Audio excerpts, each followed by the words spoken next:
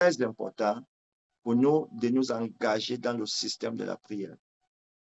Et aujourd'hui, je voulais enseigner sur 3 catégories, 3 types de prières.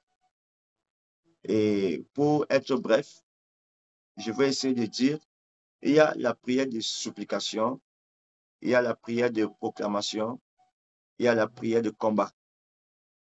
Les 3 types de prières, parce que la Bible déclare prier sans cesse. Donc, si la Bible nous appelle à prier sans cesse, on doit s'en rendre compte que dans la prière, il y a la prière de supplication, la prière de proclamation et la prière de combat. La prière de supplication, nous parlons à Dieu. Nous implorons la grâce de Dieu à notre faveur. Et nous prions que Dieu intervienne dans nos vies pour nous ouvrir des portes.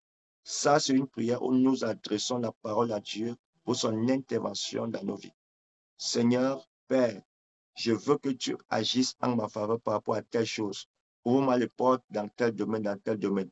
Voilà, je supplie Dieu pour que Dieu fasse la chose en ma faveur.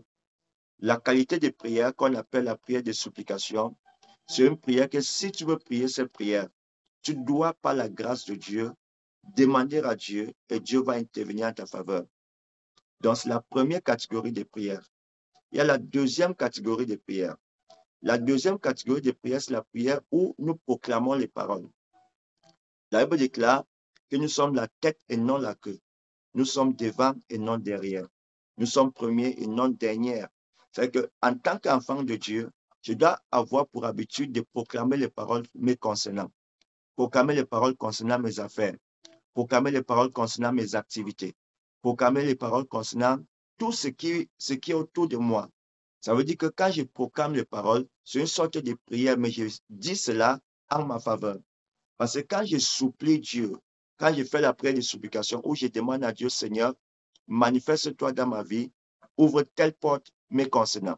Dieu exauce. Parce que la Bible déclare qu'avant qu'on ouvre la bouche, Dieu savait le pourquoi nous avons ouvert la bouche.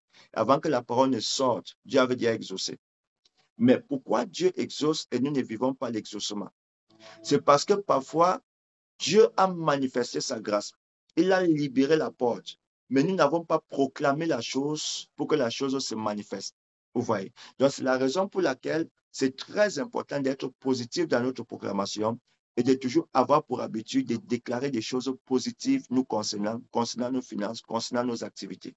C'est une sorte de prière qui fonctionne et qui marche en faveur des enfants de Dieu. Un enfant de Dieu, par exemple, ne doit pas dire euh, je veux échouer, je suis tombé, oh non, je suis malade. Non, même si on est mal, on a mal, on doit déclarer le positif.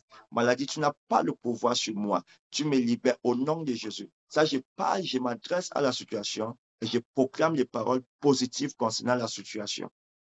Maintenant, il y a la troisième catégorie de prières qu'on appelle la prière de combat. Vous constatez que pour ceux qui sont dans les églises réveillées, quand nous prions avec force, avec autorité. On combat le diable, on combat Satan, on combat ses agents, on combat tout ce qui est du malheur. Ça veut dire qu'en tant qu'enfant de Dieu, je dois être toujours dans la posture où je combats contre les œuvres de l'ennemi. Mais ce combat-là se fait toujours par les paroles que je proclame. C'est-à-dire que je dois me lever de temps à autre pour renverser les œuvres de Satan contre ma vie. Parce que Satan, lui, ne dort pas.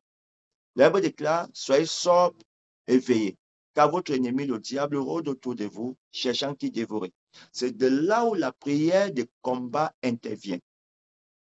Une vie chrétienne où je prie, je supplie Dieu, sans combattre, sans proclamer les paroles. Je ne veux pas vivre la gloire de Dieu. Je répète encore ce que j'ai dit. Ça veut dire que si je suis un enfant de Dieu et que tous les soirs, quand je dors, je dis Seigneur, veille sur moi, protège-moi, garde-moi. Et le matin, je me réveille et dis Seigneur, merci pour m'avoir gardé.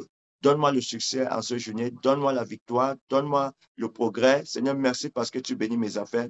Si j'ai pris comme ça, la première des choses que je dois savoir, Dieu va m'exaucer. Mais comme je ne combats pas l'ennemi va infiltrer ma vie et va me combattre pendant la journée. Quoique j'ai prié Dieu. Ça ne veut pas dire que Dieu n'a pas agi. Non, Dieu a agi, mais il y a des choses que Dieu ne fera pas. Dieu attendra que nous-mêmes nous lèvons et que nous fassions ces choses-là. C'est de là où la prière de combat s'élève.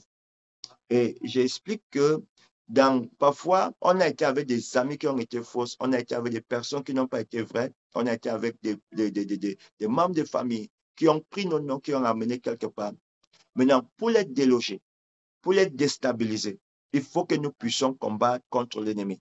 Et c'est pourquoi la prière de combat est nécessaire dans la vie des chrétiens. Donc, maintenant, si je prie le matin, je dois me rassurer que si j'implore la grâce de Dieu, je dois déclarer que toute œuvre de Satan est nulle et sans effet. Je dois renverser les œuvres de l'ennemi. Je dois briser toutes les attaques de Satan.